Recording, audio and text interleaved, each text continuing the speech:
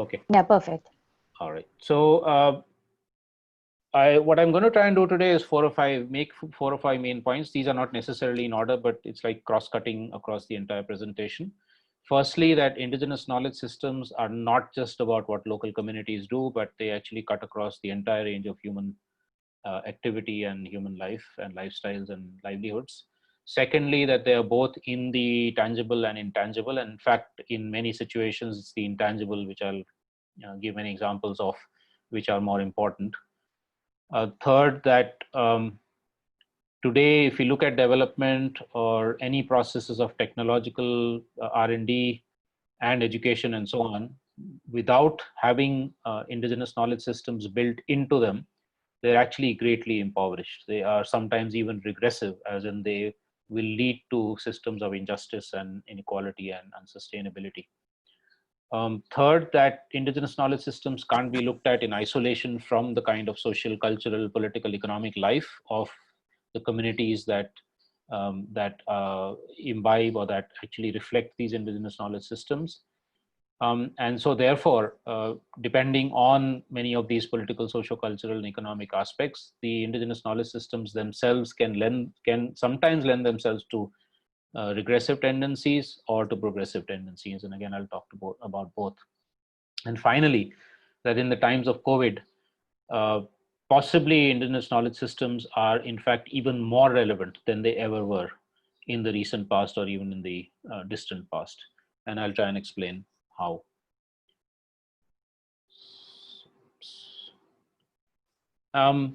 So indigenous knowledge systems, I'm not going to try and give a definition of them because it's a rather complex thing, and getting into definitions sometimes straitjackets it. But I mean, broadly understood, the knowledge systems that our communities have for a very, very long time been developing, innovating on, etc., and using in very tangible, physical, material ways of life, such as, for instance, the livelihoods of different forms of agriculture, pastoralism, and so on, the use of water, the different culinary and food systems, the use of all kinds of products for sustaining health or curative purposes, medicine, and so on, in crafts and arts.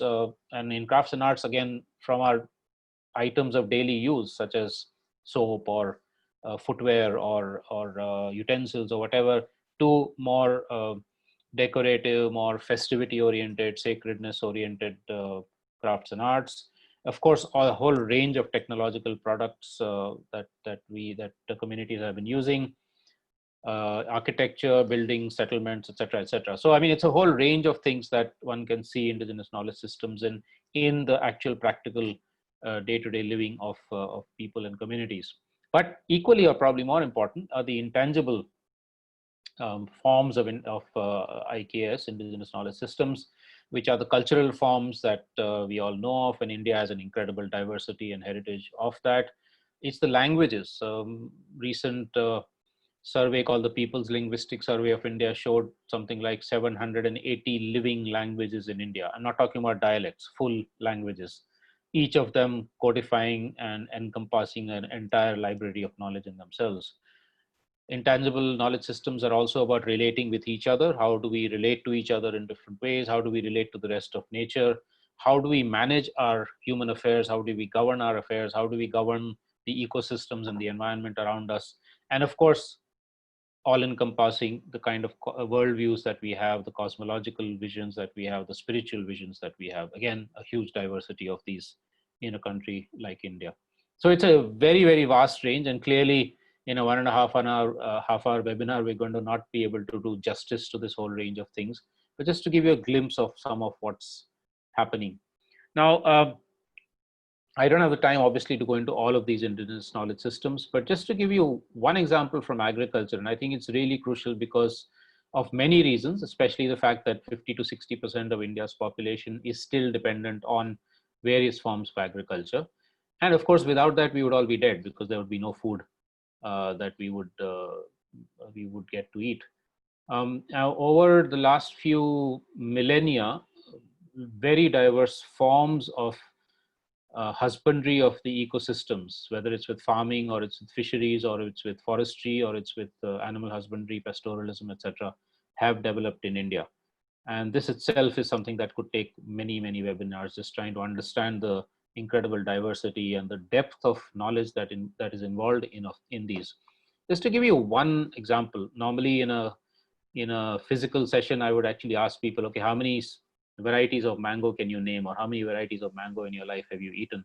Normally the response I get is 5, 10. Or how many rice varieties does a class of 30 students know? Maybe 5, 6, 10. And then I ask them, how many do you think there are? And it's actually, the figures are absolutely astounding. If you look at within crops, for instance, 1,000 plus varieties of mango, 50,000 to possibly 300,000 varieties of rice.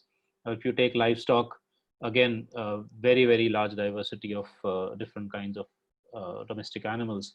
And what's very important here is that these are not just gifts of nature. Originally, of course, some natural wild animal was domesticated, but over time, over millennia, this diversification has actually been done by communities in adaptation, all kinds of different ways by which communities are actually creating this enormous diversity, which then helps them in resilience, in adaptability, in meeting different needs, not just physical and material needs, but also spiritual, cultural, social needs that this kind of diversity meets. So you can see encompassed within this kind of diversity is our very sophisticated knowledge systems. Now, over the last few decades, particularly, or let's say colonial times onwards, there's been a very massive attack on indigenous knowledge systems, sometimes inadvertent, sometimes very deliberate.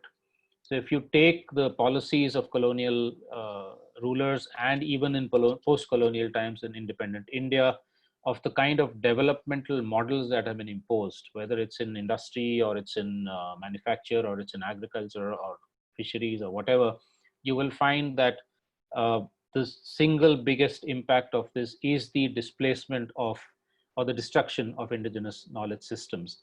And this has also come about through um, a mindset or a worldview shift, in which those who are the bearers of this indigenous knowledge systems are considered to be outmoded, primitive, um, and not expert, not skilled. So if you look at the skilling mission of the government of India, it's really all about taking people away from these traditions and moving them into things that they can then fit neatly into corporate industrial models or the government system. If you think of who's an expert, it's not the person who has developed 50 varieties of rice on the ground because he or she is illiterate, but it's the person sitting in the Indian Council for Agricultural Research laboratory and making and splicing genes and so on and so forth. So this whole notion of what it is to be knowledgeable, what it is to be expert, what it is to be skilled, has transformed enormously in the last few 2 or 3 centuries, and especially again in the last few decades. And with that has come cultural homogenization, the monoculturization of agriculture, the displacement of crafts by mass production, mass industrial production, or even things like, the notion that if something is different from something else, if one apple is different from another apple, or one pot is different from another pot, it's not perfect. We need perfect things which are absolutely homogeneous, absolutely looking like everything else. um, the whole distinction between kacha and pakka, which came in again during colonial times. So a mud construction which might last 100 years, but is nevertheless is kacha, and a concrete cement house which could collapse in 50 years, especially if it's done by the PWD, is pakka. And the enormous sidelining of intangible heritage. Languages, for instance, I mentioned 780 living languages, but at one time possibly there were several hundred more, gone extinct now, or spoken by such few people that they're not even counted. And interestingly, government policy also sometimes pushes this. So for instance, census of India till 1931 was counting all languages. After that, only those that are spoken by more than 10,000 people are counted. So today in the census of India, probably you have 100 languages or 110 languages. And then of course, constitutionally 23 or 24, which means that states in all their education systems push only those languages. And this enormous diversity of Adivasi languages or local other sorts of languages, which are not the dominant state language get pushed out because they're not in the schooling system at all. And so the result of this in general is a mass impoverishment of people who embedded these or who lived these indigenous knowledge systems. And they were talking about several 100 million people, whether it's farmers or pastoralists or fishers or traditional craftspersons, artisanal people, and the pushing out of knowledge systems and languages.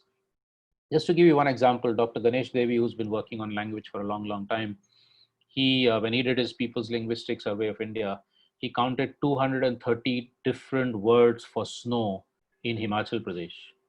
Now imagine one word snow and 230 different terms in the local languages in Himachal Pradesh.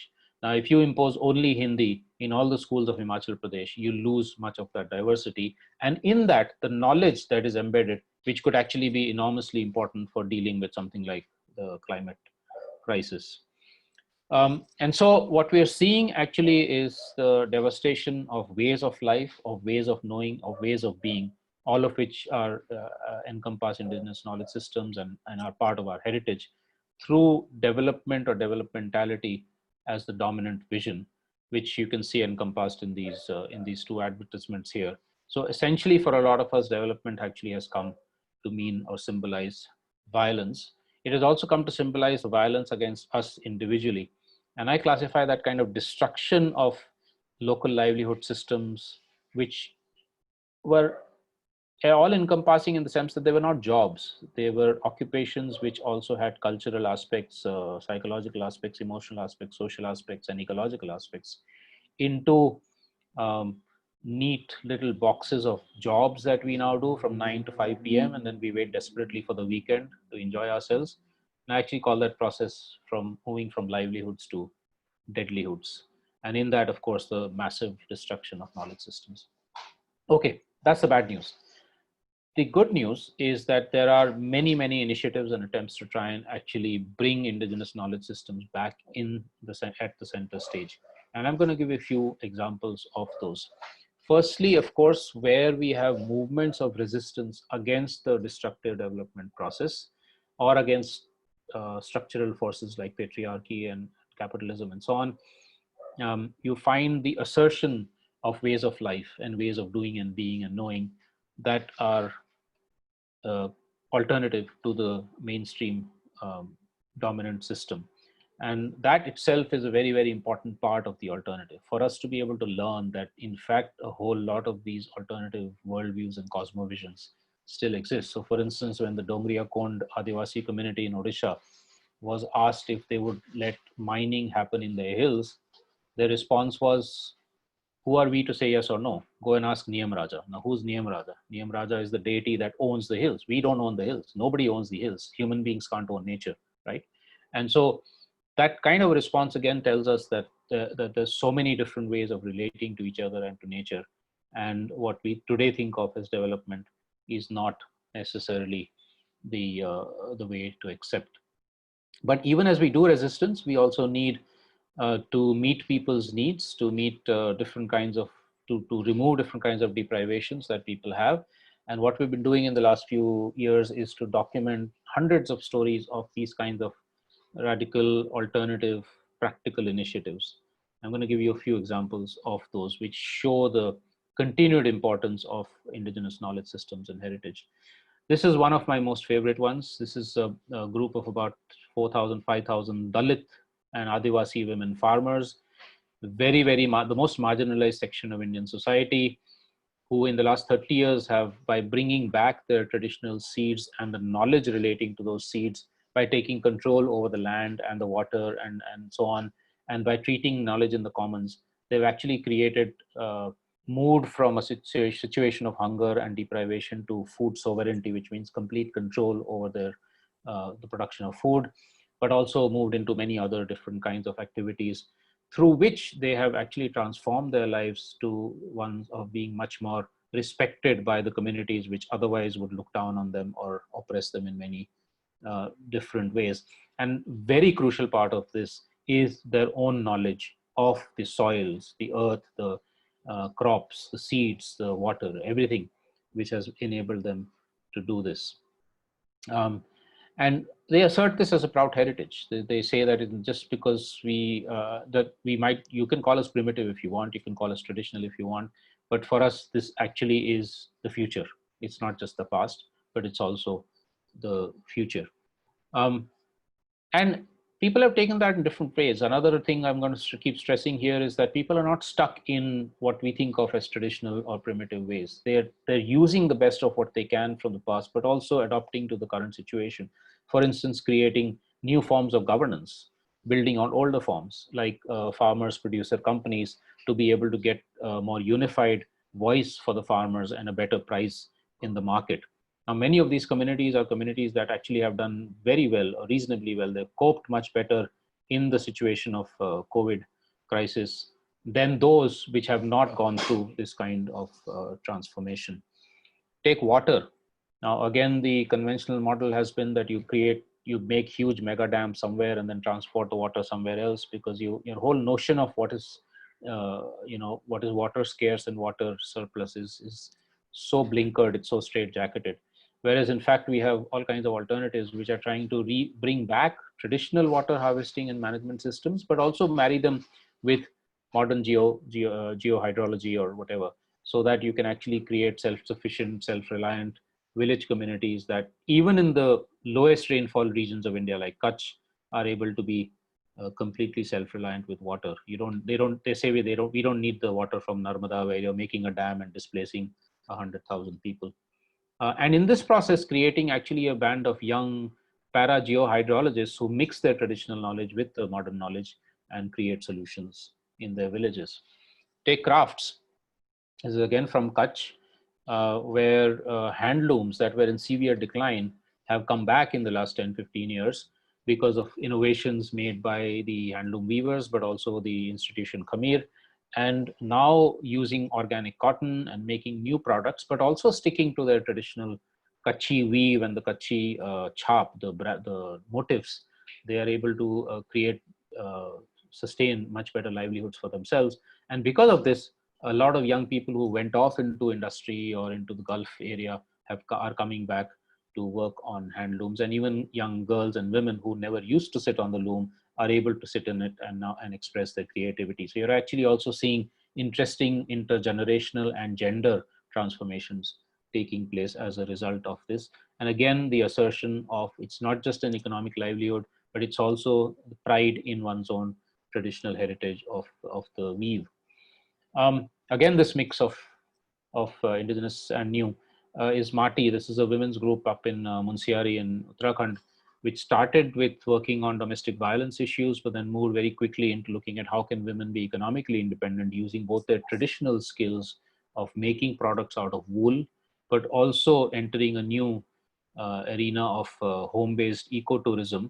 But again, the stress in that home-based ecotourism is how do we use our own heritage, our own cuisine, our own food, our own natural surrounds to give a good experience to visitors, but also create equality between ourselves and the visitors, and in the process earn a decent, dignified livelihood.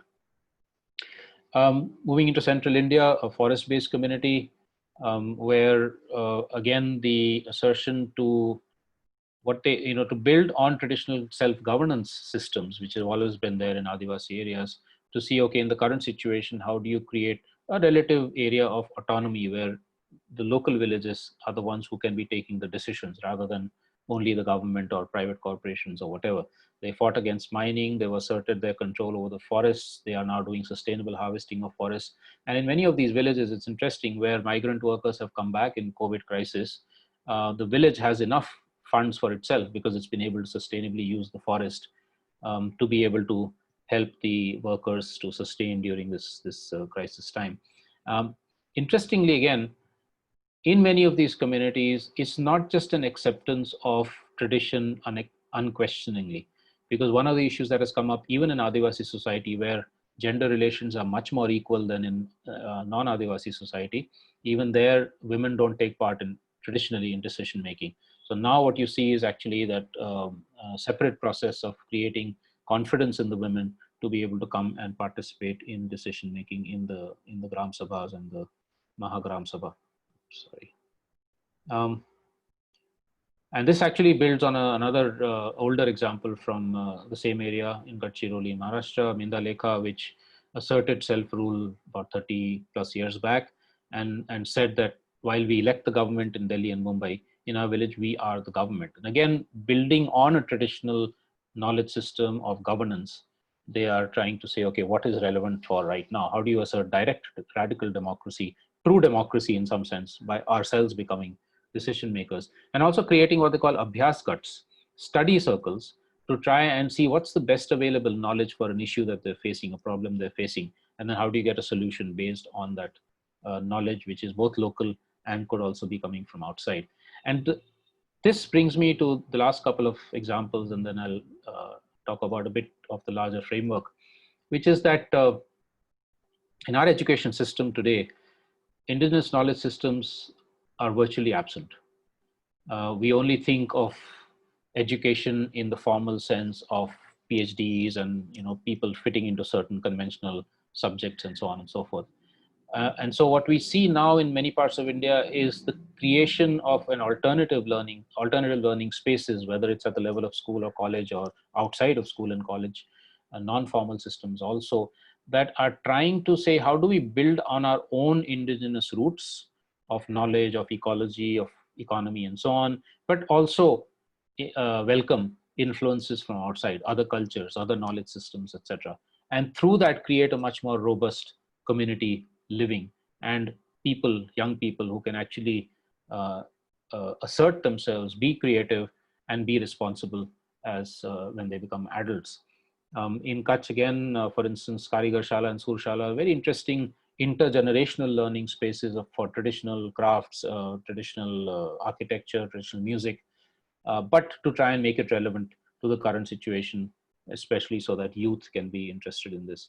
And I find here very interesting going back into our heritage of words and what they mean. So for instance, when I started working on this, somebody told me that the word school comes from the ancient Greek schole, which meant leisure. Imagine how many of us have actually been to school which has had leisure in it. Most of our schools are like prisons. So then the same thing with technology. Unfortunately, technology has been captured by private corporations or by so-called experts in government institutions. But actually, technology is what all of us can do and have been doing. Most technological innovation in history has been done by so-called ordinary people. You can't name them. Can you name who invented the wheel, etc.? So again, looking at this recent innovation, such as what Hunarshala does with architecture in Kutch and other parts of many other parts of India, or for instance, Mitti Cool, which produces earthen refrigerators based on the traditional matka technology, or a lot of what's happening in the craft, such as the examples I've already given you. So the democratization of technology and the use of indigenous knowledge systems to build on them for technological democratization is very, very crucial. And finally, I think the sphere of media, communications, and arts, where again, we see, of course, that the media and communications are increasingly getting captured by corporations and the government, but also through digital. So there's a whole invasion of digital in all other forms of communications and media. And of course, we can make very creative use of digital, but let's never forget that there are incredible indigenous ways of communicating and media and arts, which are still as relevant, if not even more relevant today. And how can we actually put these together? So here are a few examples of where people have tried to do that through community radio, mobile-based radio. In Chhattisgarh, for instance, something called Bultu radio, which uses Bluetooth, and many others. Now, if one puts a lot of this together, one will actually find that using and building on indigenous knowledge systems, you can actually create relatively self-reliant economies and societies. This is not Gandhi's concept of every village becoming a republic. In fact, I don't think he even meant it like that. But essentially to say how much, at least for our basic needs, we can be self-reliant. Maybe 20 villages together or 20 villages and a town together actually create the conditions for at least all of our basic needs. And basic needs, I'm including health, learning, education, etc., so that we are not dependent on somebody 3,000 kilometers away. And again, the COVID crisis has shown us the enormous importance of actually creating this kind of self-reliance. So again, a few examples of this where, because of creating much more vibrant local economies and more social justice in these villages, out-migration has stopped, and in fact, some cases, reverse migration has happened. Now, let me end the next 3-4 minutes by talking about some very, very crucial challenges in all of this. Indigenous knowledge systems, as I've tried to show, are enormously relevant in today's time, but they are also integrally connected to social, economic, and political systems. And because of that, they are also embedding certain caste, gender, and other kinds of relations which can be enormously oppressive, as we know with regard to Dalits or women in general or whatever. And so, huge challenge is how do we disembed the social injustices from the indigenous knowledge systems? Can the indigenous knowledge systems survive if we do this kind of if we separate the two? And that means, for instance, that should, let's say, handloom weaving remain within the Vankar community in Kutch, or can it also be taken up by other communities, etc.? So these are the sorts of questions one will have to ask increasingly. The second is, we know that indigenous knowledge systems and the so-called traditions are hijacked by regressive forces, currently by the religious right wing, the whole cow politics as an example of that, and many others. And so again, how do we keep rescuing indigenous knowledge systems from this kind of hijacking by politics of hatred or by other institutions of that kind? A third huge challenge is, what we have done is that even as indigenous knowledge systems have been displaced in general, we have retained respect for and actually put on a pedestal the so-called classical systems, whether it's Ayurveda or it's Bharatanatyam or whatever it is, and some forms of art and so on. But actually, the much larger forms of indigenous knowledge systems are folk, are held by ordinary people, right? And so, how do we dissolve this binary and actually make folk systems as respected and as central to our life as the so-called classical ones? In fact, they're more likely to become central because classical ones are like within a certain small section of society. I've spoken repeatedly about hybrid systems of traditional and modern, or indigenous and non-indigenous systems. What's the ideal balance that can that will ensure that neither of them gets displaced or one doesn't impose on the other? Today's youth and the millions of young people who have actually had to go back to their villages because of the lockdown or don't have a job anymore or occupation anymore.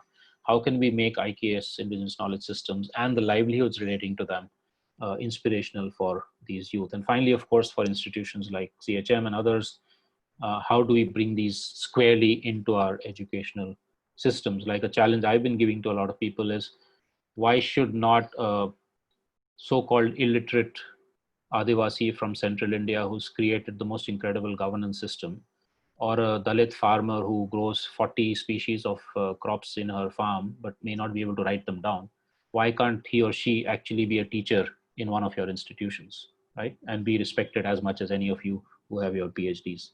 So I think these are all challenges that we have. And because of the kind of issues that I'm speaking about, I think we need to look at this transformation in a sort of more holistic way. I'm not going to go into this in any great detail, but we need to transform systems fundamentally from the current, for instance, politics, which is so oriented to giving power to politicians and bureaucrats and so on, to taking power back in our own lives, such as the examples I gave you from central India. The economy, which is controlled by corporations and capitalists and the government, to taking back control in our own lives, like food sovereignty by the Dalit women farmers, and much more localized relationships, again, so important in today's time.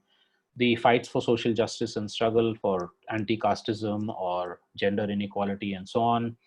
The assertion of cultural and knowledge diversity, even as we resist homogenization by one culture or one religion. And finally, of course, sustaining the environment on which all of this is based. Our life is threatened if we don't sustain the environment. So that is the core. And at the center of this flower of transformation is a set of values. And I think indigenous knowledge systems in some way encompass a lot of these values. They may also sometimes violate them, like I spoke about inequality and so on. But if you look at the initiatives that I spoke about, where they're trying to create more justice, more equality, more cooperation, more less privatization, more commons, the attempt to try and also restrict one's own consumption and lifestyles, to respect the rest of nature, and to enjoy ourselves while doing all of this. So I think there's a huge need to actually learn from these examples the kind of ethical principles and values that they espouse. And one activity we do to try and do that is called Vikalp Sangam, which is trying to bring all these different alternatives in different parts of the country together. And recently, we've also started a similar global process called the Global Tapestry of Alternatives to try and create a sort of a horizontal, non-hierarchical weaving of, like the Godadi behind me, a weaving of radical alternatives around the world. And again, to bring back the current situation, and I'll end there, one of the things we've just recently started is called Vikalp Sutra, which is to try and create a platform of learning and action that can enable dignified livelihoods for the tens of millions of people who have been badly affected by the, not so much by COVID, but by the lockdown and the way the government has imposed it. How do we create those situations so that they don't have to go back into extremely insecure, extremely undignified, and exploited livelihoods? So the issue of livelihoods, the issue of rights, and the creation of economies that are much more about justice, equality, and sustainability. And to my mind, again, indigenous knowledge systems will be an absolutely crucial part of this kind of transformation. Lots of more stories of hope and inspiration on this website. So if ever any of you is feeling depressed, please drop everything else and go to the website and look at 1500 stories of hope and inspiration. Thank you very much. Thanks, Leora. I'm done, and I'd be very happy to, of course, listen to the other speakers and then respond to any questions. Sure. Thank you. Thank you so much, Ashish ji. And I think it was a wonderful presentation with a lot of things that you talked about, and I think so much more that you wanted to share, and maybe very soon. We do have a few comments and questions which we'll be taking up later. Right now, I would like to ask Dr. Neelkamal Chapagan to take it from here. Neil sir? Yes, thank you, Leora. Thank you, Asif. Such a wonderful presentation. I apologize we couldn't give you more time, but I think you managed to give us a glimpse towards a wonderful world of alternative thinking, alternative practices, and I think that's very inspiring. What I would like to do in the few minutes given to me is probably try to reflect on what you shared as what actually existed. And the question that you asked, how can we bring this into the educational practice? So being an academic and being at the Center for Heritage Management at Ahmedabad University, this has been my effort, but also my team, our colleagues, and also students, all of us have been working to sort of work towards a few points that you raised. And I think I would like to reflect on that. I've quickly put together a few slides, so I will share that.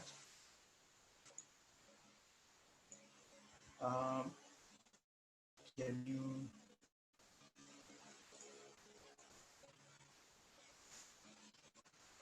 Are you able to see my slides? Yes, your slides are visible. Okay. Okay, so this might be overlapping with what Ashish already spoke, but I was thinking about the indigenous knowledge and how it connects to education. I think as an academic, what we emphasize and what we consider is indigenous knowledge system or indigenous knowledges, and I reflect particularly in Asian context, and I believe it would be true to other contexts as well, that these knowledges are situated in a worldview that is slightly different or probably drastically different than a very prevalent worldview that most of us are educated in to understand our world. And particularly for heritage sector, thinking about heritage education, I would like to highlight that we need to understand that this indigenous worldview doesn't separate things as nature versus culture. You know, this dualism, the binary that Ashish also talked about, doesn't exist in this world, which Ashish also was hinting at. So I think this is the first thing we need to understand as an educator, that probably there is a shift of worldview here, and for heritage this is so much important, because mostly, as Ashish in the beginning said, heritage is understood as a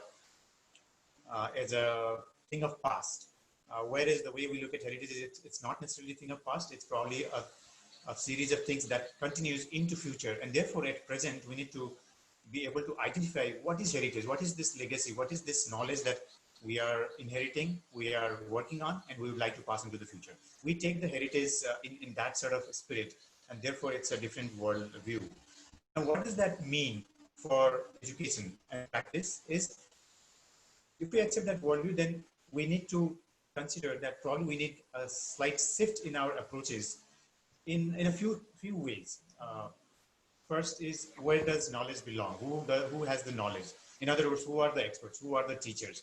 And in this view, experts or teachers are those who has the knowledge. In other words, the knowledge bearers. In clear terms, it's the communities who practice these knowledges, and which is a great shift. It's not the PhD holders, as Ashish rightly said, uh, but I mean, I'm not discarding PhD, but I think the intent is, the knowledge is so much. I mean, I'm very happy to recollect here in 2015 when we launched our master's degree program.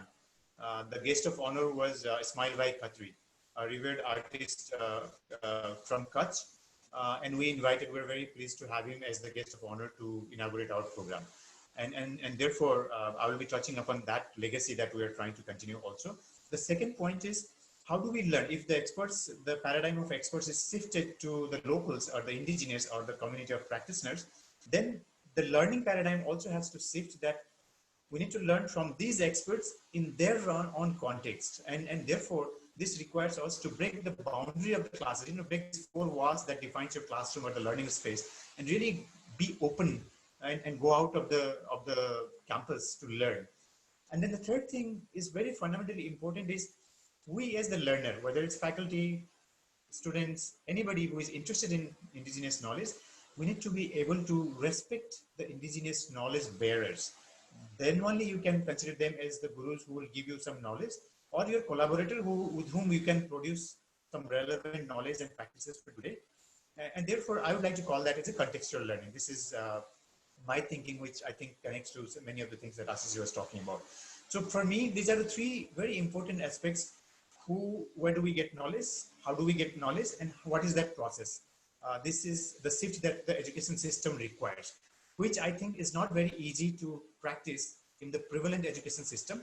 But at Ahmedabad University, luckily, a very young private university driving the liberal education and research, I think having Center for Heritage Management there, we were able to do a little bit of an experiment and come up with this pedagogy when we designed and launched our master's program 5 years back. As you can see, there are some stakeholders we have identified, and there will be many more around these clusters of core stakeholders here.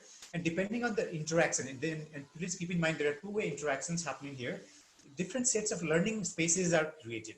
And obviously, some of these learning spaces are bound to be within what we call the classroom, within the campus, which is in Ahmedabad. But for us, for the Heritage Management program, for Center for Heritage Management, much of our learning actually happens beyond the class, and this is what we call the field-based learning.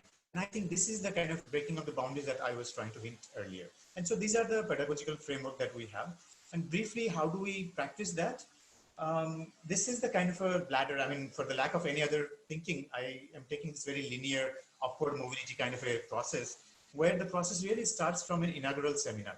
Now, this is what I was telling Ashish earlier, that we want to start the 2 years master's program with an unlearning process. And this is the inaugural seminar where we try to reflect on what we have learned, what the students have learned so far, and try to sort of dismantle that so that we are free of these boxes that we have probably carried so far. And this inaugural seminar, which goes for a week in different kind of interactive mode, sort of sets the tone for the 2 years program. And we make our agenda, students make their agenda, and start taking the course in the first semester in a conventional manner in the school. But the pedagogy is different. And so one of the important emphasis given in this very first semester is to really work with heritage discourses and try to sort of dismantle, deconstruct the heritage paradigm and understand what heritage could mean beyond what is already given to us. And this is where I think we are able to very easily go beyond the very conventional notion of heritage and sort of discuss what is the relevance of that heritage to people, to us, to society, to various organizations, and so many other things, including the laws and governance systems and all that. Now, when we do that, at the end of the first semester, the second key component of the program happens, which we call the field immersion. And this is where we go back to a community. And I think looking at many of the examples that Ashish gave, we're tempted to think, okay, can we go to these communities for our field immersion? Because this is what we have been doing. To go to a rural community, spend time with them, and try to understand their life, their sort of ecosystem, how they work, and then even though the agenda would be, okay, let's understand what is heritage in this context.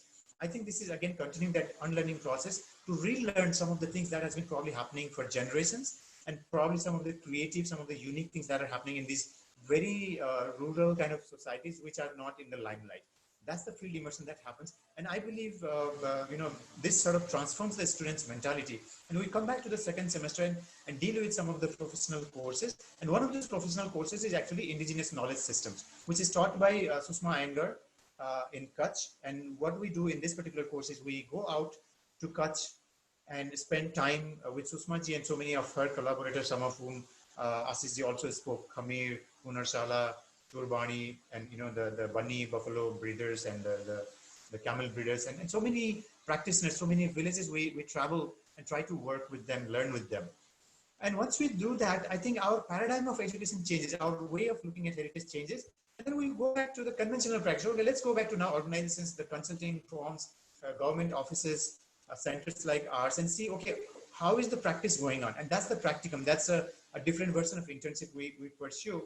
And sort of put these theoretical things, put this understanding from the immersion into a conventional practice, and again understand something. And then the students come back and sort of try to develop their own perspectives about their future, their practice. And this is where the thesis proposal, their specialized electives happen.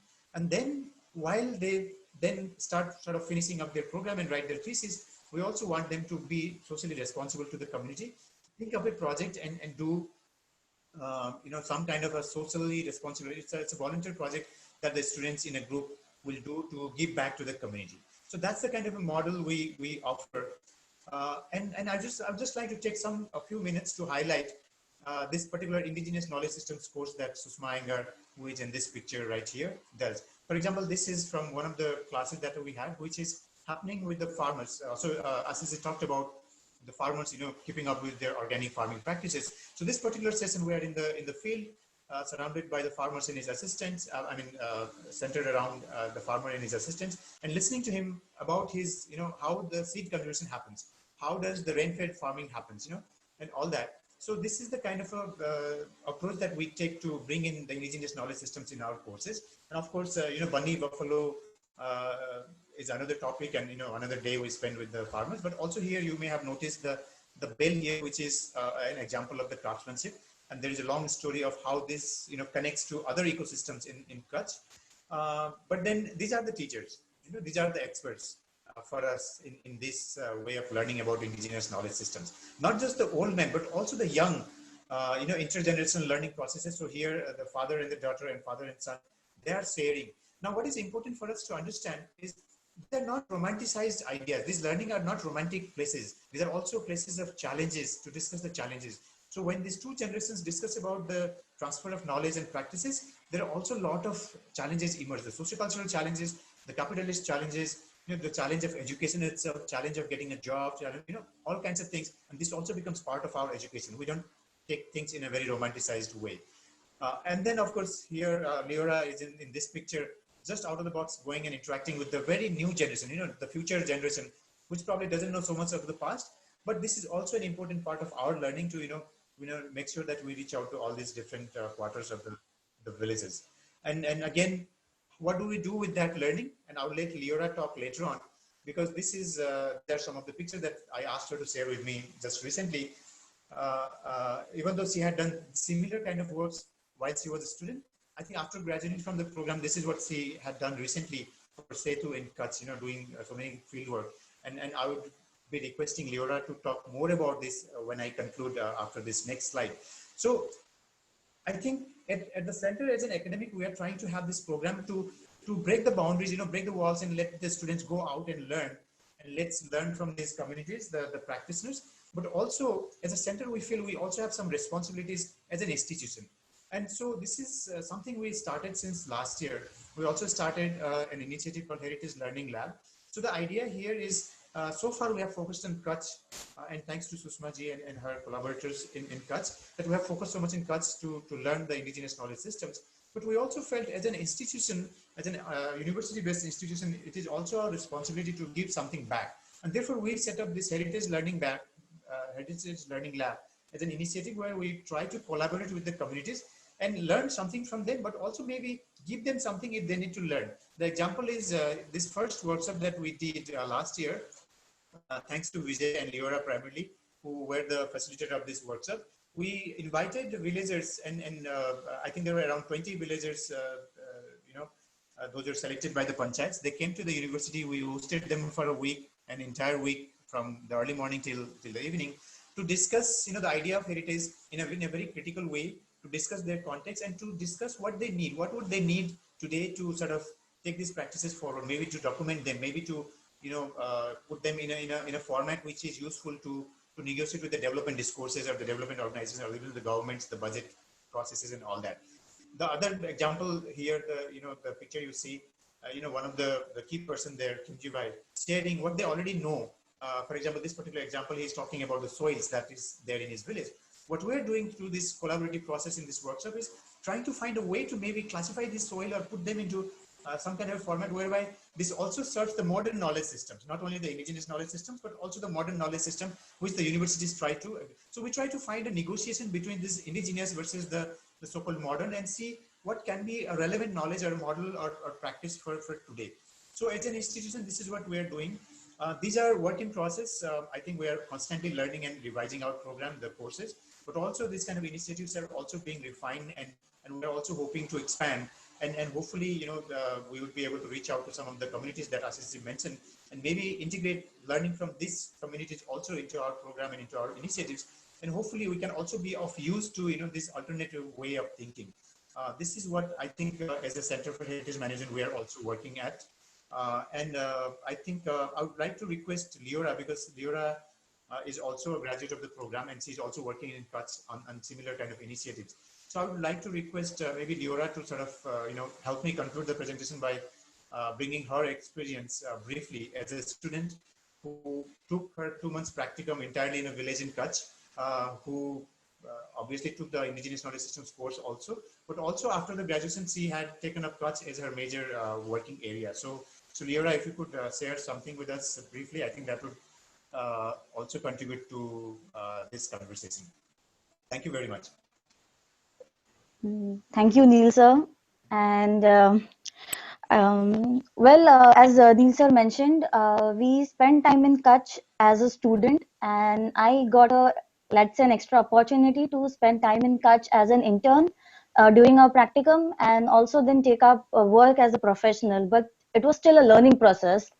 So interestingly, when there are students to study the IKS module with Sushma ma'am and the rest of the people from who are experts from their own field, it was also about learning for the first time what does knowledge systems actually mean.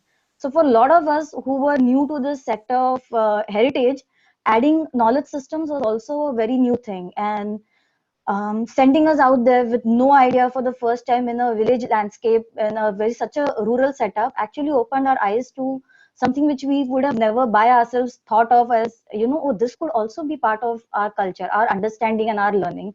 So IKS, learning it in a systematic format in a module actually helped us gain a perspective to it.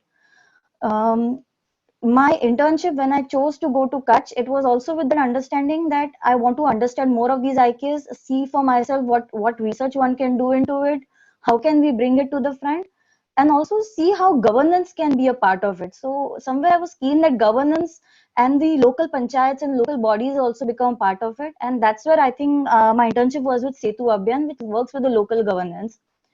With them, what I did was a very small project, and again it was an experience. It was about experiencing new things. It was about experiencing a culture which was completely different from my own and completely different perspective. So it was about adding to it, and by then there was also confidence that now I know this stuff, now I know what we're talking about. But when I went there to work for I think 1.5 years now, is when I realized that there is so much more. So IKS is not limited. IKS cannot be categorized or put into different silos of nature, culture, tangible or intangible. And I think that is a bigger learning and an ongoing process of learning and unlearning things as and when they come. Neil sir showed some photographs of me talking to different people and from community members, even children. So that was all a process of knowing and learning things. A lot of the times it was about understanding from them things that we would have never thought of questioning either. So that was a bigger challenge. that how do you question something you don't know anything about? How do you question something which you have never heard or read before? And that is where I think when you go through a systematic module, you have a certain understanding as a student. Okay, TK, you have some guidance to go through, and when you are slowly transforming into a professional, or I won't still call myself a professional. There's still so much to learn, but still you gain a different perspective, and both these perspectives together are very important when we are trying to explore IKS. And I think that's exactly what we are doing. We are all still exploring it in the process. Can't say that we know it all, or we know the landscape, or we know the people, but they do know a lot of things. um, I think I don't want to go a little off track on this. Thank you, Neil sir, for sharing so much with us. And I would like Professor Ashok Chatterjee to continue the discussion for us. Thank you, Lyra. Can you hear me? Yes. We've had some problems here because of the bad weather outside. Well, time is going on. I know there are a lot of people who have joined and want to share their views.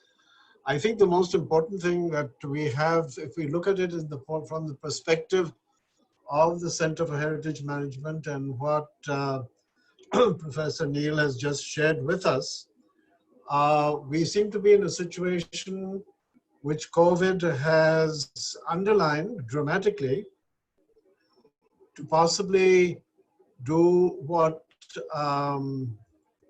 Ashish's presentation demands of us, which is to redefine what we mean by development, and within that context, perhaps to redefine what we mean by heritage.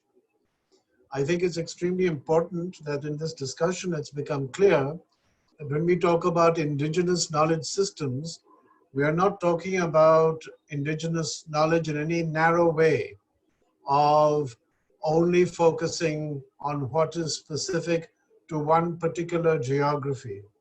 And I think that's very important because the term gets confused in many ways, and particularly now when we are also in another kind of a debate about so-called self-reliance.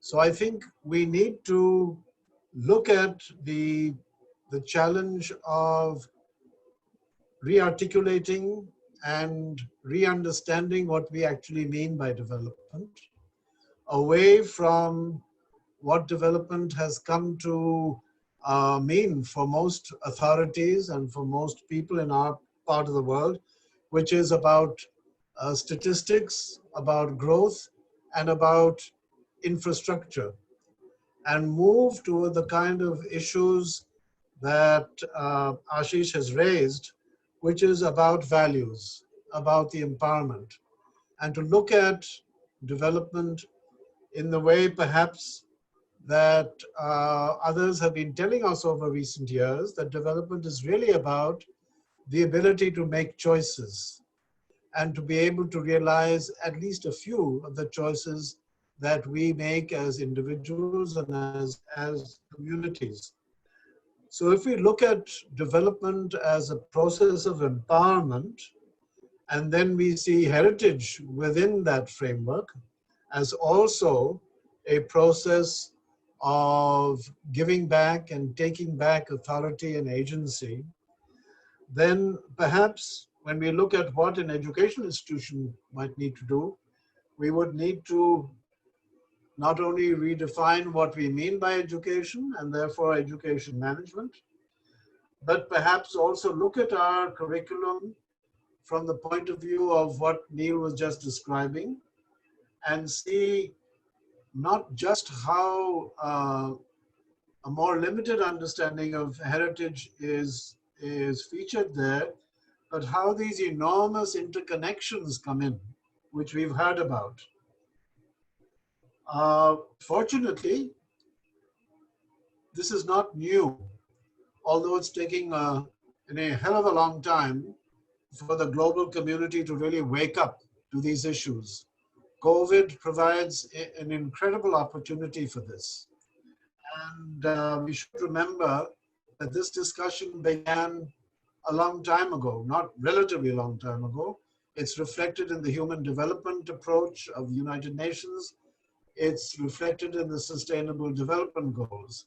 But often it can only be words. But if we look at these goals, and if we look at the understanding of human development that the global community has accepted formally, whether they accepted it in their heads and in their hearts seems to be another matter. But that's where academic institutions come in. And I think here the respect for those who are the carriers of this knowledge becomes very critical. And that's where I think educational institutions can play an enormous role. You mentioned that Ismail Bhai Khatri, the great artisan of Kutch, was honored on the campus of CHM to inaugurate an important event. And that is the kind of gesture which gives them the kind of respect which they have been denied for so many years. But I'd go one step further. Would Ahmedabad University give Ismail Bhai Khatri a doctorate? Because that's what he deserves. And let us remember that the honorary doctorate that he actually has was given to him because of his knowledge of science by a British university. No Indian university had the imagination or perhaps the guts to give him and millions and hundreds of others like him the recognition that they deserve. So I think we have a very real responsibility here when we talk about who is the expert. Yes, right. People like Ismail Bhai and in all the other areas that Ashish has outlined for us, they are the carriers of knowledge. And they need to be respected if the next generation is going to be attracted and inspired to follow in their footsteps. So I would say that we need to go back to the initial goal of what Ashish and his colleagues put together some time ago in an extraordinary book, which I'll hold up here, because I hope this is something that everybody who is interested in this discussion will go to. This incredible book that was put together 3 years ago on alternative futures is hugely significant. And the entire effort was focused on the goal. If we are talking about alternative futures, those goals have to deliver 3 things: justice, equity, and ecological wisdom. And if heritage is understood also in terms of justice, equity, and ecological wisdom, then I think that we do have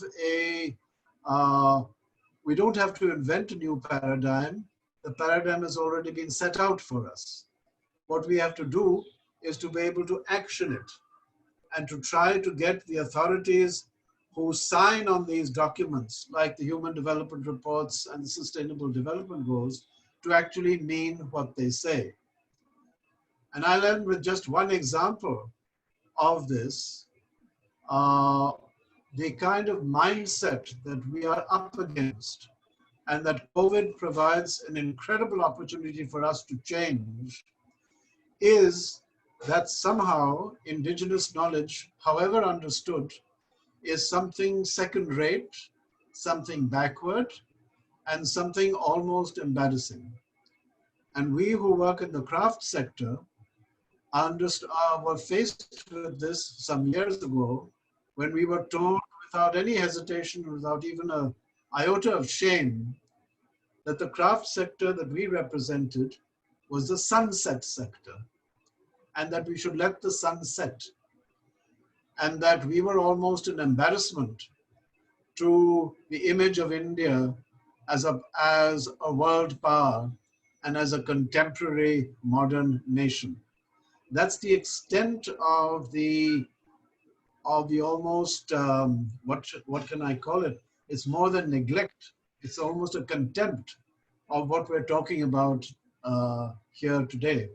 So let's not minimize the challenge we're up against, but also let's not minimize the incredible opportunity we now have because of COVID and the acceptance globally that things should not be the same again.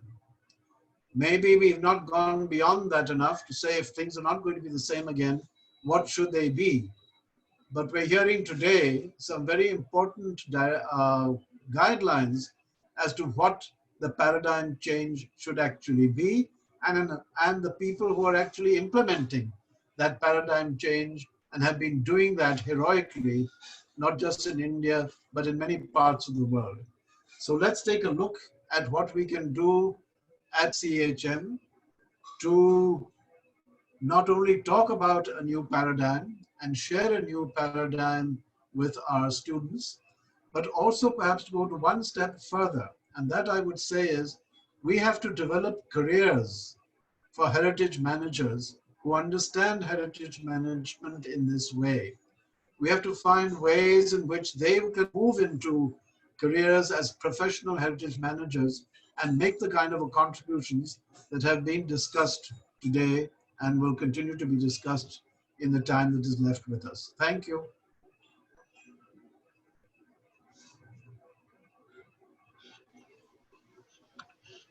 Thank you, Professor Ashok ji.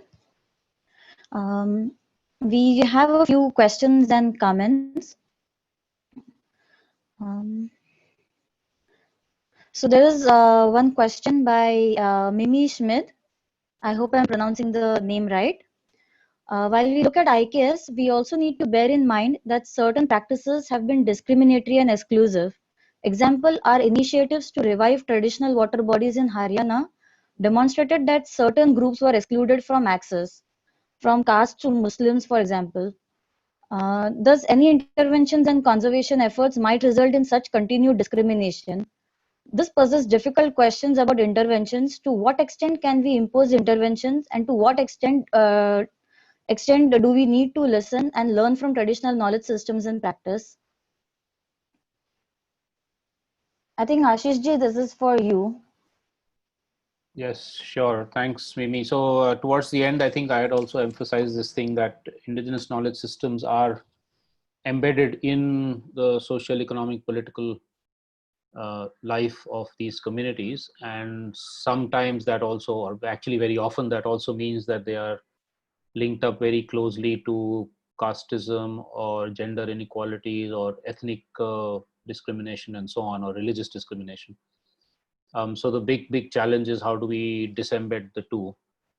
And I think there are now more and more examples where this has been possible. The example I gave you of the Dalit women farmers in Telangana is an example of that, where their status as Dalits and as women has dramatically transformed because of the kind of assertion of food sovereignty. And also they built their own community radio station, make their own films, etc. So the ability of a marginalized community or a marginalized section of the community to assert itself, not necessarily by moving out of their traditional occupation and moving into a city and becoming a laborer, which is unfortunately what a lot of people are forced to do, but actually saying that no, this occupation itself is worth the dignity, and our lifestyle around that and our knowledge around that is worth the dignity that we are demanding. The same thing has happened with the handloom weavers in Kutch, where because the Wankars there, the weavers, are also in the so-called Dalit category, they used to face untouchability and other such discrimination. There is still casteism there, but it's much less. And because of the fact that they're doing so well with their revival of handloom weaving and asserting themselves as a community, that they now have much more respect in the community and much more equal relations with the other sections. So I think we need this combination of being able to assert the economic and other revivals based on indigenous knowledge systems, along with the social justice issues. Another example I can give you is from the village of Kutumbakam near Chennai, where a Dalit person who was a sarpanch for 2 terms, he actually brought in a housing scheme from the government, which was for decent housing for local people, based on also their own local knowledge, but also using modern technologies. But he said that the only way I'm going to get this money and make sure it's used for housing, not just of the Dalits, but also a number of the other castes who had pretty substandard housing because they were also poor, is if people agree to live in multi-caste, inter-caste colonies. So you can't have a separation of Dalit somewhere and somebody else somewhere else. And over the last 15 years, this Samatavipuram, as it's called in Kutumbakam, has actually enabled much greater interrelations between the castes, eating together, etc. They still don't marry into each other. That's a last sort of bastion of casteism.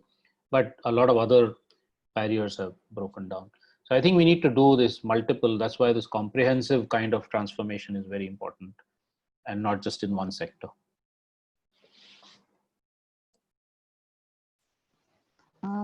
Another question is from Sabine Meyer. Is working in Germany education for sustainable development, mainly with kids in schools. There is a lot of discussion regarding what kind of development. Would it be possible to share the presentation afterwards? I think he's asking for your presentation, sir. Yeah, 2-3 people have asked. So I will put it up and then I'll send it to you and you can send it around to whoever is registered, maybe. Is that one way Sure. of sharing the presentation? Yeah. And this presentation is open for anybody to please use as you want. There is no copyright on it. So I will definitely share the link. Yes. Okay. Kunantar Srinivas has a question. IKS is not being allowed or survive to surface due to lobby that operates against it. What is the way out when we are in minority, as it always happens? I think Ashokji and Neilji can also take this on. My sort of quick response to this is that it's actually always minorities that have changed the world. So I don't think we should be afraid of asserting ourselves. Sometimes it's one person that's changed the world. Sometimes it's a small group of people or whatever. So I think really, I mean, if you see what's happening with the Black Lives movement, Black Lives Matter movement, not just in the US, but how it's galvanized similar movements across the world, anti-colonial movements, anti-casteism movements, etc., is an example of where a minority can actually create a massive beginnings of a massive transformation. At least the same thing happened with women in many parts of the world. So yes, we are a minority. Yes, we are still dominated by a certain system. But I think the more we're able to have these conversations, the more we're able to support the communities on the ground that are struggling, the more people like us who are privileged enough to be able to be on a webinar can also make our voice heard. Let's not be scared. Let's assert ourselves. Let's talk. Let's write. Let's do whatever we can in whatever capacities we have. Let's do art. Let's do cartoons, all kinds of stuff. I think the more we do that, the more we will be able to shake the system. I have very firm belief that that's how we will be able to change things. But Neilji and Ashokji, you will have also some. Well, I'd just like to put one word that I don't think we are the minority. I think we are the majority. Unfortunately, we are the silent majority. And I think that's why I quoted the global achievement, which took a lot of years to reach, of the Human Development Goals and the Sustainable Development Goals. They are pieces of paper, but governments have signed on the line, and they have not realized what they have actually signed on to. We know, and we should take that advantage because we're not the minority. We are the majority. And unfortunately, it's the minority which is trying to dominate and prevent the power of these movements to move ahead. And that's where the issue of academic institutions becomes so important. Thank you. Yeah, let me also pitch in what the academic institution would do and what we're trying to do.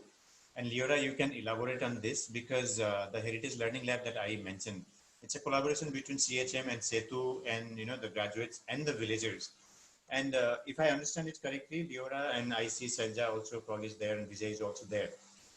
The whole process that are going on in some of these villages in Kutch is to document the knowledge systems that exist in the villages by the villagers themselves with the help of our graduates, and to come up with documents so that it's articulated, it's been analyzed, and use that document to go in, I mean, share with the panchayat. So the panchayat would be the user of this document to have a say in the development planning process. That is my understanding of how our academic projects are going to benefit the villagers.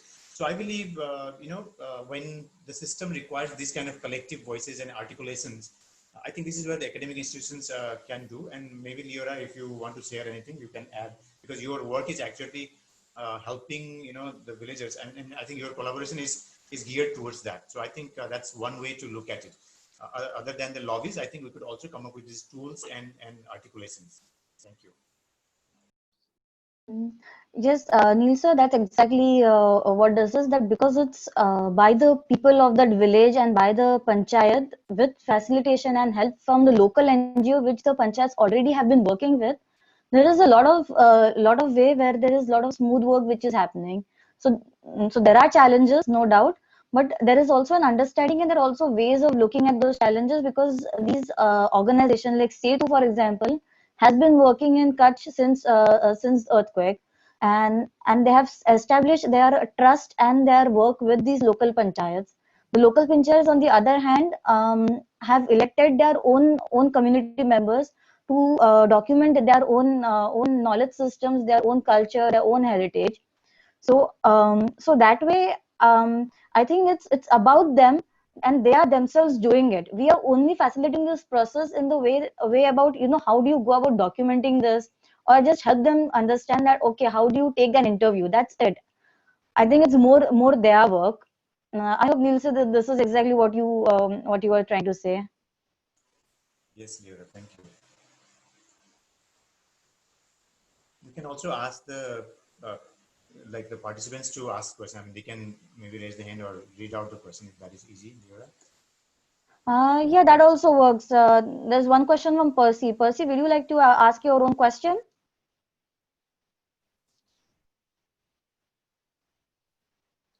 Hmm. Okay, he's asking me to read it. Thank you to all the speakers. I have a question for any speaker, which is that the initiatives going on in IKS are predominantly in places where natural heritage is still present on or rural places. However, how could you approach an indigenous community which lives in urban areas whose natural heritage has been lost to urbanization? The city I'm specifically referring to is Mumbai, and the community is the East Indians. Yeah, if I may respond to Percy. Percy, I think we had this conversation earlier also. I mean, just for the other participants, Percy is also one of our graduates who did his thesis on the East Indian communities in Mumbai. And I believe, Percy, you were also inspired by the experience that you had in Kutch, particularly working with the bunny grassland context. And obviously, yes, you are right. I think, and as I mentioned, and also Ashish mentioned that, our existing paradigm, the prevalent paradigm in education, there are these dichotomies being built into our minds.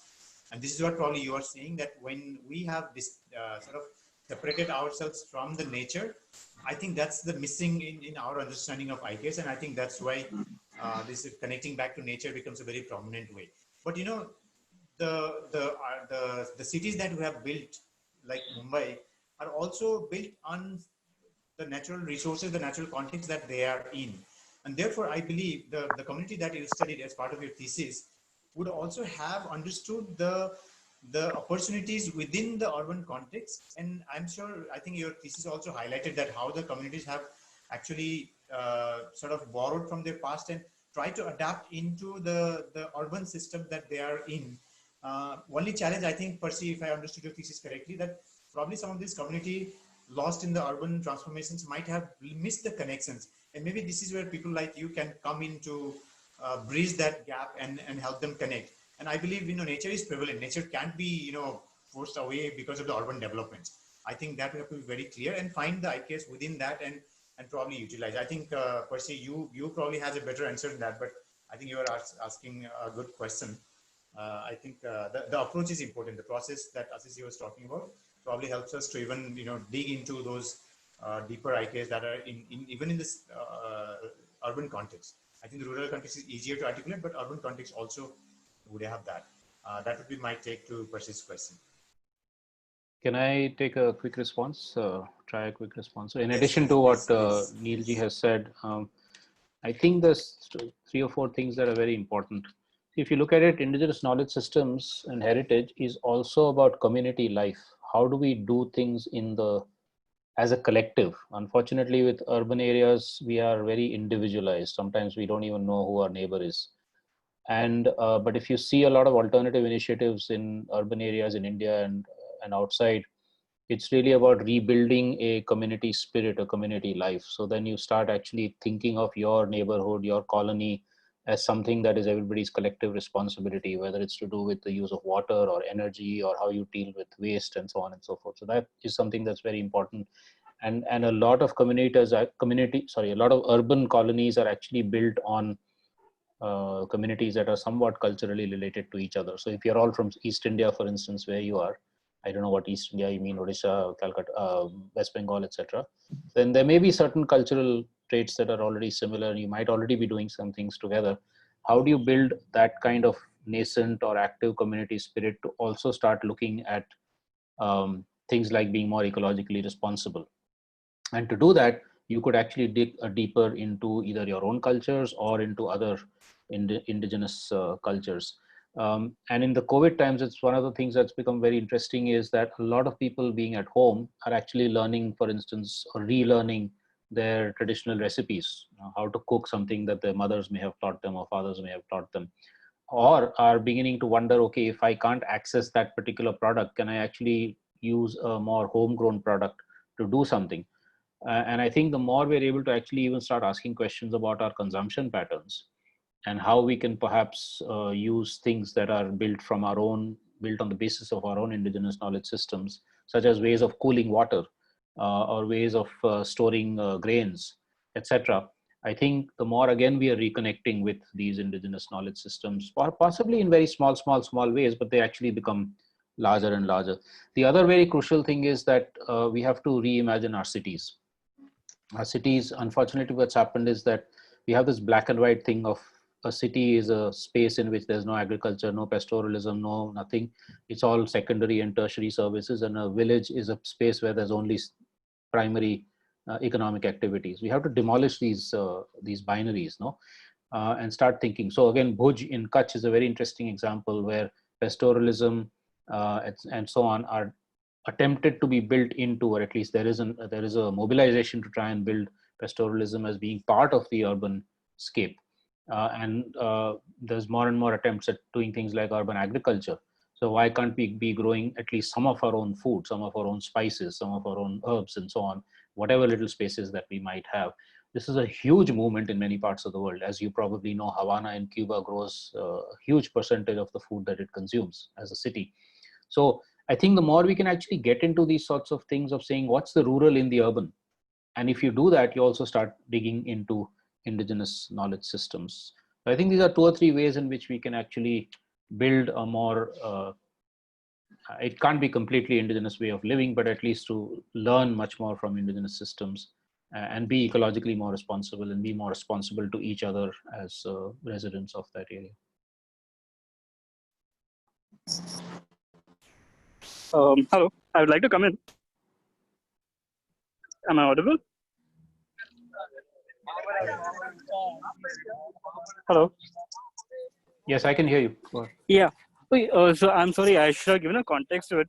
So actually, the East Indians are a community which is native to Bombay or to Mumbai, and the thing is that the rural landscape has transformed into an urban landscape. So we are predominantly a farming a community which has now become urbanized, changed in ways in terms of how jobs and livelihoods have changed from an agricultural based thing to one which is based on the modern economy.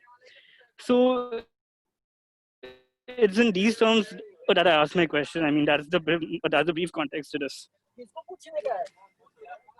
Sorry if I was not too audible, Thanks. but there's a disturb. No, I got that. Thanks. So, but I think because of the fact that you not so much in the distant past, you were an agricultural community, suggests that it's there is still elements of the, let's say, agricultural knowledge systems which are in the community at some level, right?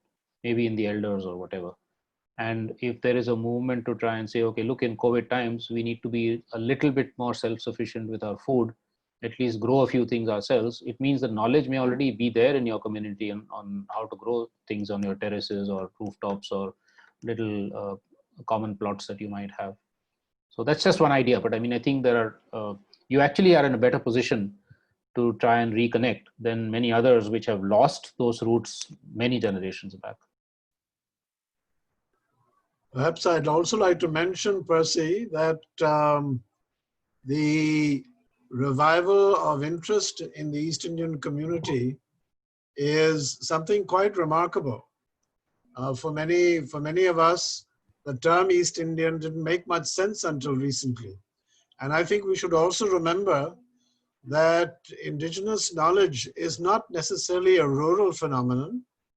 There's enormous indigenous knowledge in urban India, and the divide between urban and rural is collapsing very quickly. Ahmedabad is an excellent example of that. Where does the village start? Where does the city start? Where does one stop? Where does the other go? Take a city like Calcutta or Madras or Delhi. There's huge indigenous knowledge in these cities. And so let's not think that indigenous knowledge is something entirely rural. I think we should leave that aside. And just to end, look at the way the biggest slum in Asia, Dharavi, has responded to COVID. Far better than some of the more sophisticated urban environments. The slum is showing the way in Mumbai. So I think let's open our minds to understanding that indigenous knowledge and the kind of respect that we want to see for people who represent that knowledge has nothing to do with their postal address.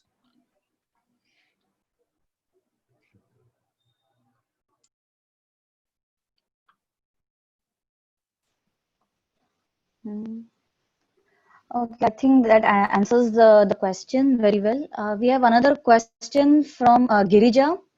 What kind of changes or unlearning are required to understand any indigenous knowledge practice?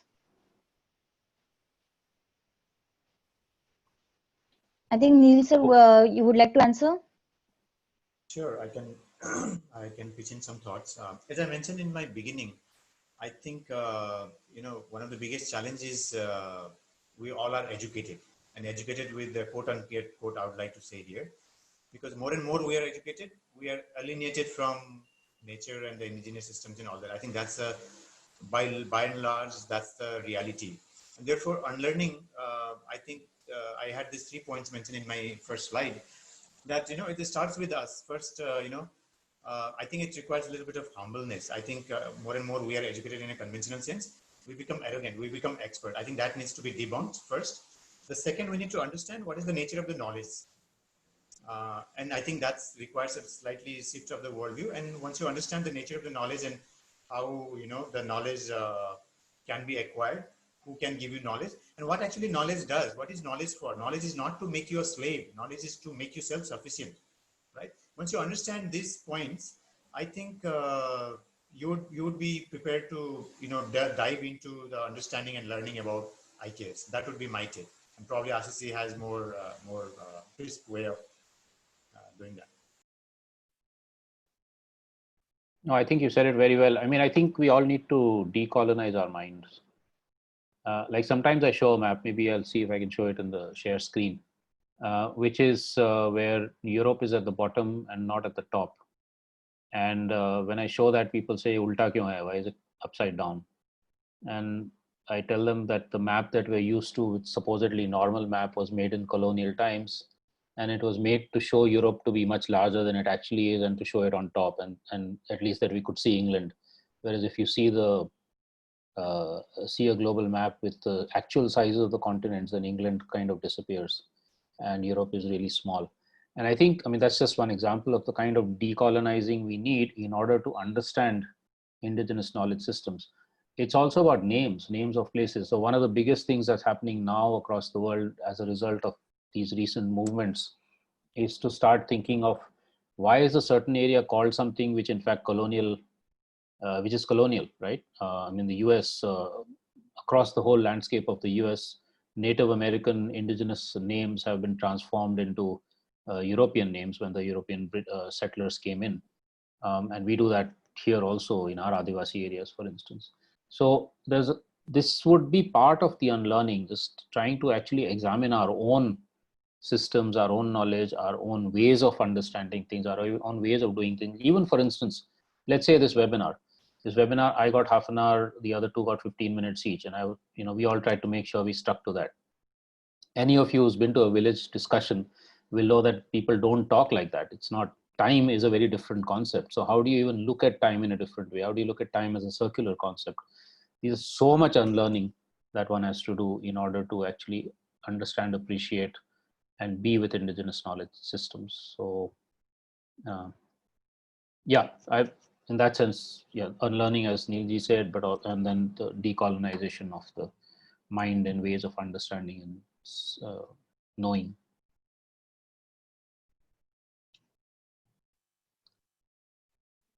Let me also just add here very quickly that we should not also then necessarily go into the other extreme and completely think of indigenous knowledge systems as being all knowing and everything is fine and everything is wisdom, etc., etc. There are, of course, also flaws. Like any knowledge system, there will be flaws even in the indigenous knowledge system. So they might have gaps of knowledge. They might have gaps which are relating especially to current situations. I mean, people in the indigenous knowledge systems may not know what COVID is, for instance, what the COVID virus is, as an example, or may not be able to understand the climate crisis because it's so external to what they're doing. And so I think it's really about this respectful relationship between the indigenous knowledge systems and other knowledge systems that we might represent, which will be crucial to us being able to get out of the kind of crises we're in.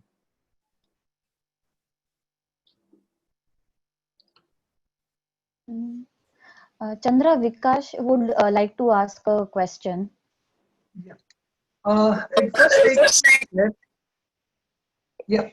first like to share a comment. We are using lots of memes which are gaining currency. For example, words like casteism or Dalit, or even the word indigenous. But hardly there is any clarity as to what different people understand by these memes. For example, Dalit simply means, people who are oppressed. Now in the current world order, 99% of the people are oppressed. So that makes, 99% of the people as Dalits, except, and even in the 1% it's suspect. So it's like, what you say, a mental asylum controlled by its inmates. So nobody is in control, not even Donald Trump, not even Bill Gates or anybody. So that's as far as my definition of Dalit is concerned. Similarly, casteism is used in a very loose sense to mix up a degenerated practice from the original concept of Varnashram Vyavastha itself. Now, if we look at Varnashram Vyavastha and the Gurukul system as the framework of indigenous knowledge systems, on which incidentally I presented a paper at the World Indigenous People Conference on Education in Toronto about 3 years back.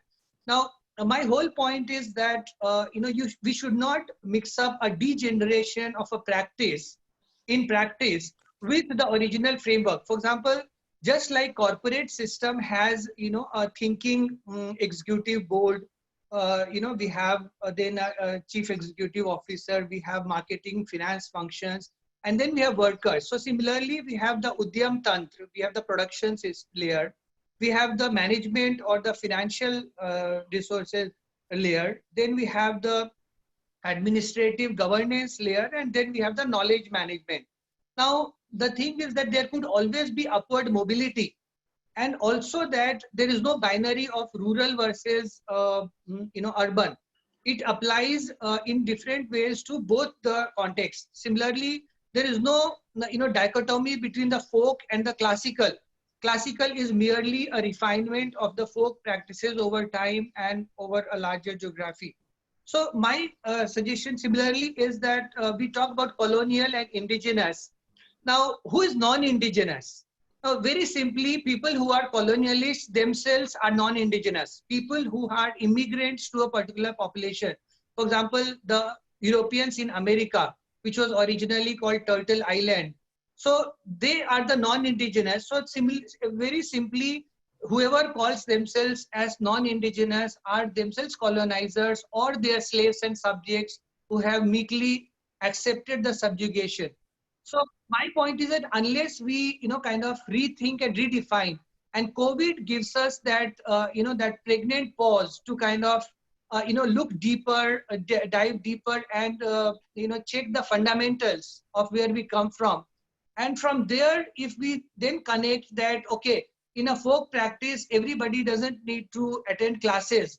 Then it could be, like Charvaha classes or Dhumantru, as the practice in Jharkhand is called, or in the tribal area, where a roving teacher, he comes to a particular place, assembles the children, and then takes a few hours of classes. So Ashish ji, Srinivas ji, Ashok ji from the Central Heritage, my question very pinpointedly is that where is the effort to question the fundamentals rather than keep using it loosely again and again, and rather than creating more clarity, creating more clutter and confusion. Thank you. Am I clear? Thank you. Is it audible? Yeah. Thank you. I think you have raised a point which needs many hours, if not many days or weeks of discussion. I mean, so whatever I say is going to sound simplistic. So I agree with you completely that we need to challenge the fundamentals, whether it's of the terms that we use or the language we use or the system itself that we are questioning. I am, however, a little wary of the kind of questioning that will then actually not enable those who have been oppressed and marginalized to assert their own identity. Now, if, for instance, a certain section of Indians have asserted themselves as Dalits and would like to call themselves that, I think that's something that we need to respect rather than to say the 99% of the world is Dalit. When Black Lives Matter call themselves blacks, all of us face, or not all of us, but many of us face similar discrimination. That doesn't mean we all start calling ourselves blacks. So I think it's very important. Indigenous peoples have given themselves that identity, Adivasis in India, and so on. And I think it's absolutely crucial that actually these identities, in some sense, are respected, rather than us beginning to question that, saying, okay, everybody is indigenous, or everybody is Adivasi, or everybody is Dalit, other than the 1% that's oppressing us. The second thing is you equated the Varnashram system with the corporate system, and I'm glad you did, because in fact, a corporate system is inherently hierarchical and unequal. And so therefore, a lot of people will say that, in fact, the Varnashram system, as long as it insisted that you, having been born into a particular occupation, will have to remain in that occupation, and that the occupations themselves start getting hierarchically, like what is higher status and what is lower status. I mean, who is to say 1,000 years back or 800 years back what was the system and what is a distortion, what's not a distortion? The point of the matter is that right now, this is and has been for a few hundred years the dominant system. We have to challenge it at its roots, rather than say that it's something that is a distortion. And so therefore the caste system itself might be okay. I don't know if that's what you're saying, maybe you're not, that the caste system itself is okay. We just have to make sure that the oppression is removed. It would be similar to what people argue about capitalism, to say, oh, capitalism, let's reform it. Let's green capitalism and it'll then be okay because there's nothing fundamentally wrong with it. I think there is something fundamentally wrong with capitalism as a system. You cannot reform it. It is fundamentally oriented towards the kind of exploitation and unsustainability that we're seeing right now. And I would say the same thing with the caste system, at least as we are seeing it. So, I'm not sure I totally agree with you, though I do agree with you in terms of challenging fundamentals and not using terms loosely. There I totally agree with you. Unfortunately, in a 1.5 hour discussion, it's impossible to go deeper into any of these things. So one has to sometimes use terms in a somewhat simplistic way. Yeah, Thank so what I hear is a different perspective, though I'm still at it that, for example, your use of the word caste is not even an Indian word. It's a Portuguese word, comes from with a very loaded baggage of its own context. Yeah. And if you read people like Kathy Stewart, who talked about how deeply embedded the inequity and discrimination was in the German and the European society. So I think it's unfair to kind of superimpose a set of prejudices from one context, from the colonialist context to the subaltern context. So in that context, though I strongly differed with you, I respect that yours is a very different perspective than what I hold. And like you said, it will take hours and maybe weeks. I fully agree with you on that. So I think these are important questions and very relevant to ponder upon. Maybe we should find some other opportunities to continue the discussion, but I think both perspectives are valid. Let's also take Leora. Do you have other questions? I had also noticed Saija had raised her hand at some point. Do you want to? There is one more question. Girija wants to add to what she had questioned earlier. How do we address and acknowledge the internal logic of indigenous knowledge practices, which use an entirely different worldview? If I answer very quickly, I think I mentioned earlier, there are certain changes mostly related to the attitude and our own orientation, the worldview would be required. So once you have that, and I think I would say in a simple way, when we say, for example, I mentioned the program called Immersion in our program. The whole point of immersion doesn't have any curriculum. There is no curriculum, there is no requirement, there is nothing. You just go to, and all we are asking students is just go, listen, observe, and try to understand. Now, the try to understand is a very challenging question. How much you can understand depending on how much you are prepared. And therefore, I think those simple principles, being humble, respectful, and listening more than talking, and fundamentally assuming that, there is knowledge in those practices. And I'm not trying to romanticize that knowledge, but with a keen interest to understand that knowledge, when we go and sort of immerse ourselves, I think something will emerge of that. We'll be able to absorb. And more time we spend, we'll be able to absorb more and more we engage with these communities. I think more will come out. But I think in today's time, maybe COVID has also made us realize certain realities, but also, as has been mentioned earlier, let's not romanticize. So maybe there are gaps, maybe there are challenges, maybe there are things that need to be corrected as per the time and the context.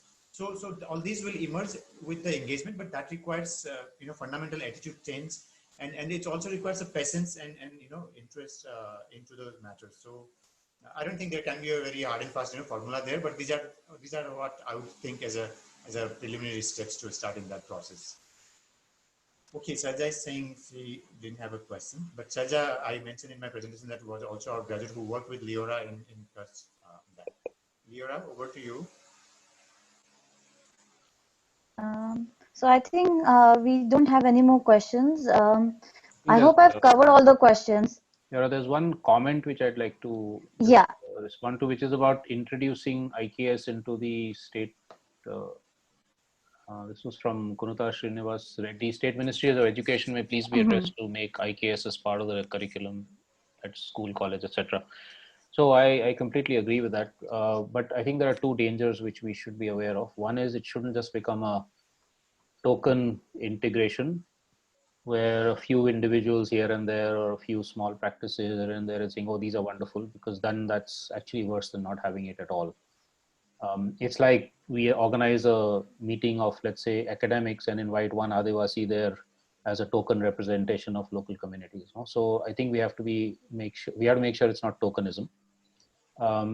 And if we want to do that, it means fundamentally actually changing the way in which the curriculum itself is developed, the way in which education itself happens. Like, for instance, what you people are trying at CHM to change the way in which education itself happens. So it's also about approaches. But the second danger, I think, is about, which is what the current government is trying, is to impose its own view on what is indigenous knowledge and what is history, Indian history, what is Indian even, and just trying to impose one religion's views on what is Indian tradition and knowledge and so on. and to change the curriculum and the textbooks according to that. And I think that is an enormously dangerous project that they're at. So all of us have to, even as we insist on the integration of IKS, we have to say it must be all the multiple knowledge systems and traditions and faiths and cultures that the Indian civilization represents, and not just one. Thanks.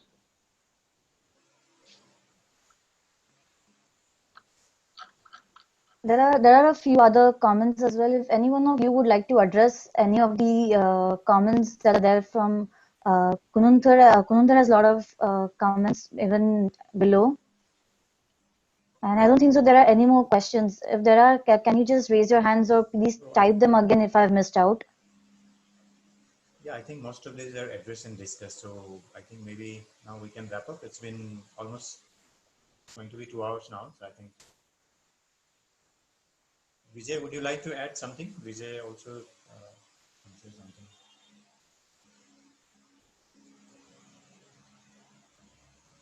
Otherwise, I think we can wrap up. Vijay, are you there? Yeah. Yeah. There's a lot of important points that came up.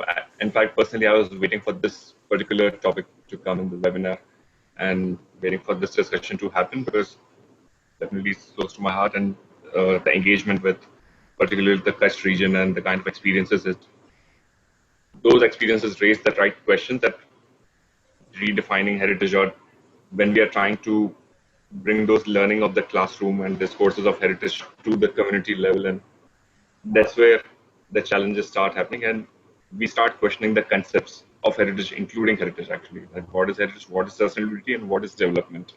So that's where I think a lot of us are thinking in at CHM and those lines. So, but as Ashish rightly said, a lot of these questions, each component that came in the webinar, each discussion, I think needs its own webinar to expand the discussion. So I think we can conclude it here. Lyra, if you have any comments, or anyone else have a closing comment, otherwise we can conclude. Yeah, and so I have nothing more to say right now, but if anyone of wants to have a concluding remarks right now. From my side, just to say that it's very inspiring to hear what you people are trying within a formal mainstream system to try and change it from within. That's really wonderful. And it'll be great to try and connect you up with some of the other, the non-Kutchi initiatives. So maybe your students can also go to some of the others, and then also to link up with other institutions that are trying to do this. We've actually just recently created a global network called Pedagogue, which is post-development academic activist global group, where people around the world who are trying alternative pedagogies, methods, curriculum, learning approaches, etc., both within formal systems and outside, are sharing with each other, building collaborations, etc. So some of you would like to be on that, we'd be very happy to put you on. But thanks again for this opportunity.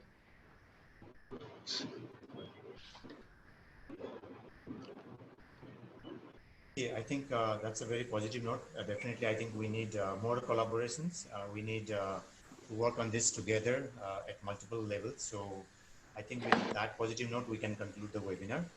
On behalf of the Center for Heritage Management at Ahmedabad University, as a director of the center, I would like to thank you all for your time and engagement in this very meaningful discussion. And thank you, Mr. Ashish Kochari and Professor Ashok Chatterjee for being with us today. And most importantly, thank you, Lyra. Not only you sort of thought about it, and Lyra and Vijay both, who are part of the CHM team, for conceptualizing this webinar, reaching out to the panelists and designing it this way and letting us speak on this important topic.